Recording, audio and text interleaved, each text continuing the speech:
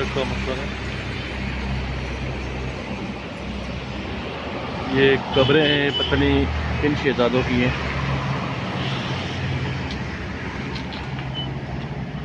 ये देखिए,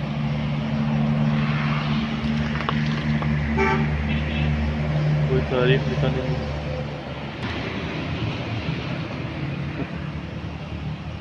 मेरे समझ शायद कोई तारीख लिखी गई है, क्योंकि यहाँ तो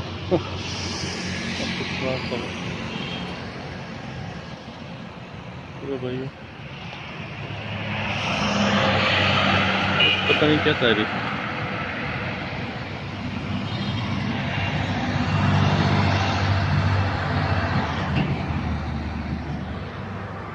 मैंने बड़ी कोशिश की लेकिन